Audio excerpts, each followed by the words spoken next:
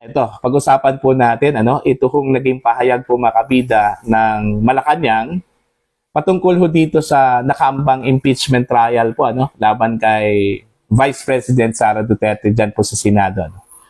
Kahapon po, meron pong pahayag po itong si Yusek Claire Castro, mga kabida. Okay, nang tinanong po siya ng isang reporter po sa Malacanang Press Corps, kung ipupush ba ni PBBM yung impeachment trial ni VP Sara, considering meron na pong bagong composition po ang Senado po ngayon, lalong-lalo na po pagpasok po ng 20th Congress po mga kabida. Eto, babasahin ko lang po ang headline at balita po ng GMA News Online, okay? Eto po. Marcos not pushing for Sara Duterte's impeachment trial in Senate Palace. So ito po yung kanila pong headline, Eto, babasahin ko lang po mga kabida, ito hong detalye po ng kanila pong balita, President Ferdinand Bongbong Marcos Jr.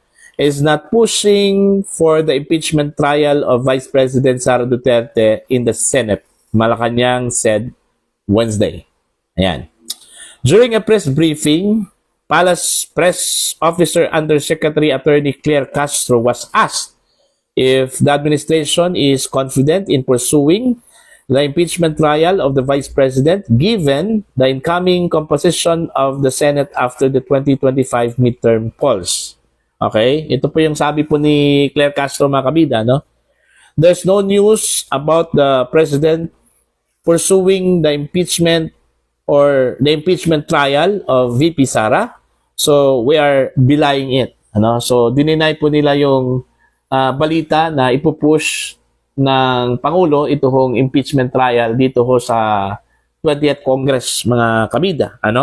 Dagdag pa po dito ni Castro po mga kabida, Alright?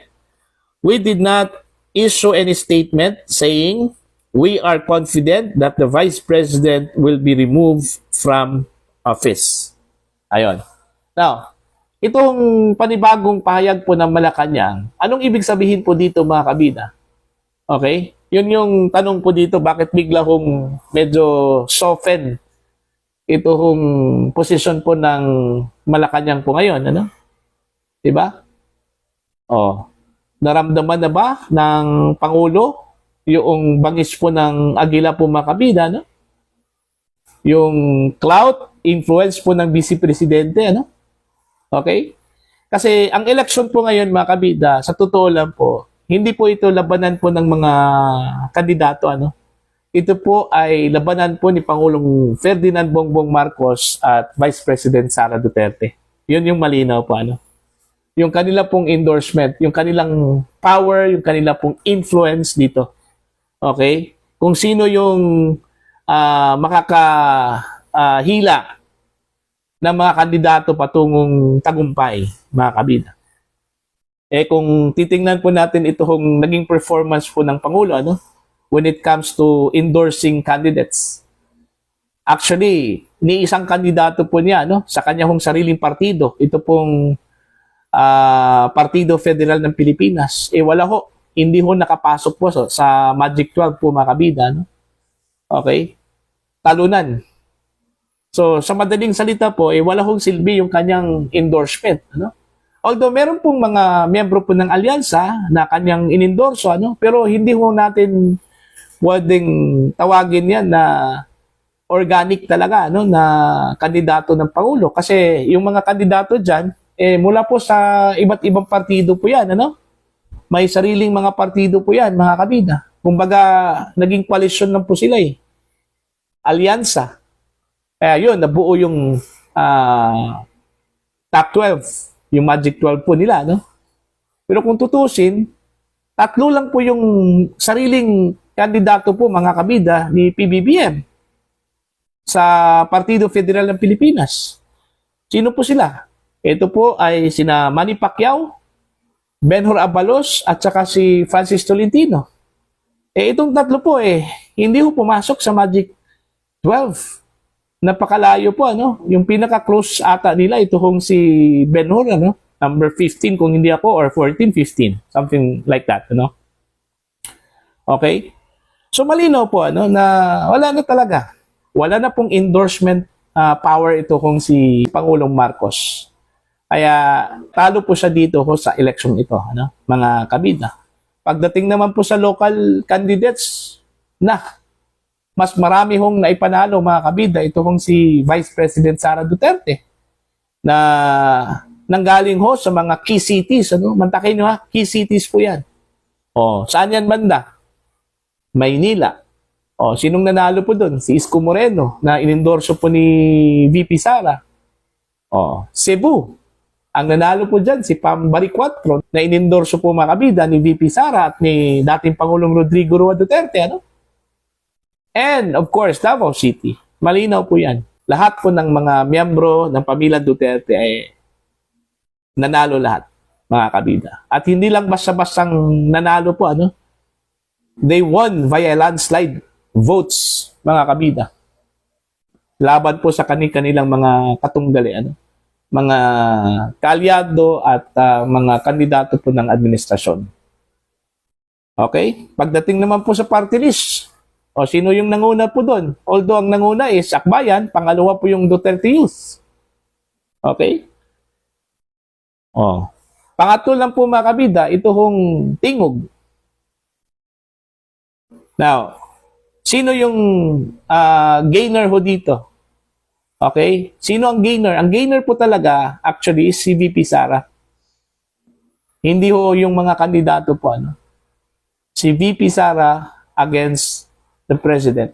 Kaya nga, napaisip po ako ngayon, ano? Dito ho sa performance po ni PBBM po mga kabida, no? Na baka ito na po yung umpisa po ng kanyang pagiging lame duck president, ano?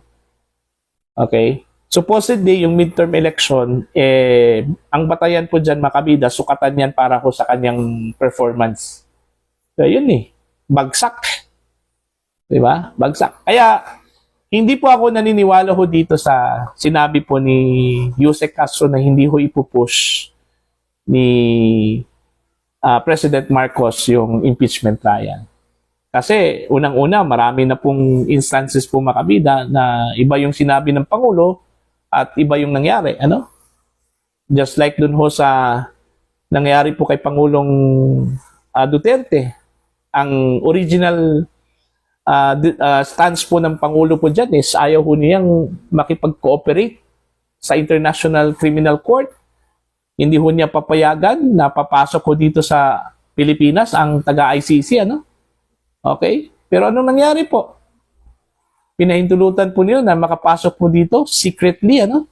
Nagkaroon pala ng investigasyon dito ho sa Pilipinas at nalaman na lang po natin makabida pagdating ho sa ICC nung trial po, ano? Na meron palang nakapasok ko dito at nag-imbestiga.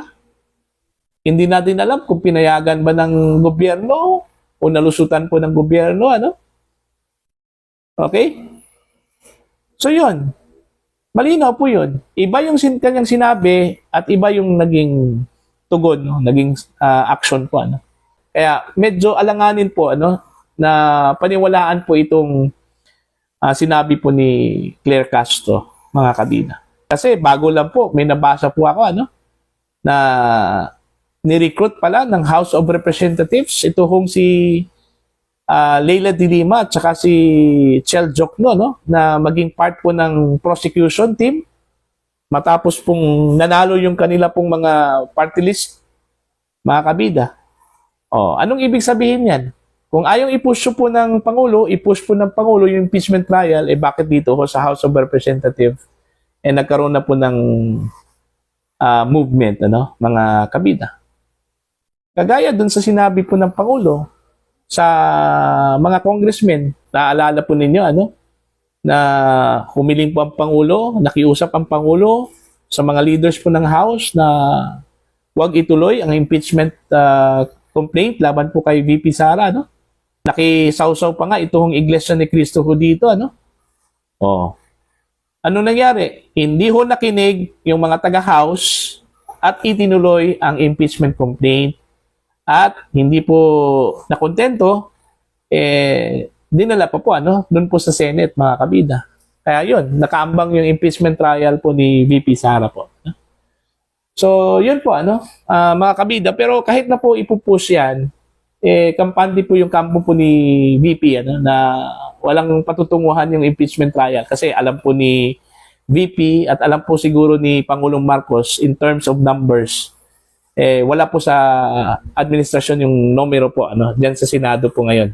Nasa panig po ni Vice President Sara Duterte. So, useless pa rin kahit na ipupush ng administrasyon, mga kabida, yung impeachment trial. Okay? So sana, wag muna nating tuunan ng pansin yung impeachment trial. Hindi pa nga nag-umpisa yung mga bagong halal po, na mga kandidato sa Senate at saka sa House. Pinag-usapan na po yung impeachment trial. Pwede bang magtrabaho muna bago ang impeachment, mga kabida, Okay?